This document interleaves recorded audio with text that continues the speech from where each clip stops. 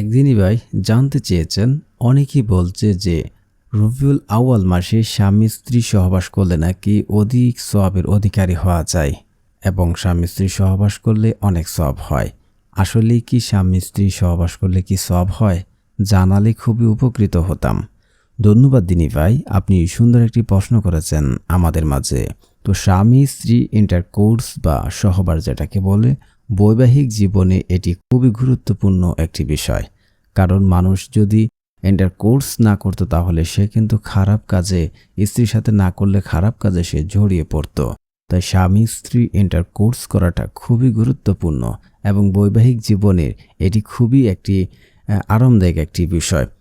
আল্লাহ সুবহানাহু ওয়া তাআলা পবিত্র কোরআনে তিনি বলেছেন যে স্বামী স্ত্রী একজন আরেকজনের লেবাস মানে পোশাকের সাথে তুলনা করেছে। স্বামী যখন স্ত্রীর কাছে যায় স্ত্রী আরাম পায় এবং স্বামী যখন স্ত্রীকে আদর বা স্ত্রী যখন স্বামীকে আদর সোহাগ করে তাদের মধ্যে একটা ভালোবাসা বা একটি আরাম একটি বিষয় তৈরি হয়। এতে করে দেখা যায় যে স্বামী স্ত্রী যে ভালোবাসাটা সংসার আরও মধুর হয় এবং স্বামী তার কাজে ফোকাস করতে পারে। এতে বিভিন্ন ধরনের উপকার রয়েছে। এতে বংশ বিস্তার হয়, একজন আরেকজনের প্রতি ভালোবাসা বন্ডিংটা অবশ্যই বাড়ে।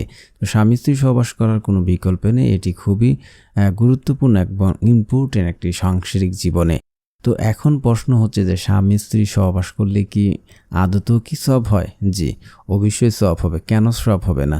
যদি সে স্ত্রীর সাথে সহবাস না করে যদি অন্য কোথাও গিয়ে তিনি তার হায়েজ বা তার চাহিদা মেটাতো তাহলে গুনাহ হতো। যেহেতু স্ত্রীর সাথে স্ত্রী রয়েছে তাহলে কেন তার সহবাস করলে তার সওয়াব হবে না? অন্য জায়গায় করলে যেহেতু গুনাহ হবে, আর হালাল স্ত্রীর সাথে করলে এটা অবশ্যই সওয়াব হবে। স্ত্রীকে খাইয়ে দেওয়া, স্ত্রী যে প্লেটে খাচ্ছে সে প্লেট থেকে খাওয়া, স্ত্রীর গ্লাসে যেখান দিয়ে খাচ্ছে সেখানে খাওয়া, এগুলো কিন্তু সওয়াব। স্ত্রীর সাথে একই বালতি থেকে গোসল করা, এটিও কিন্তু সুন্নত বা সওয়াব।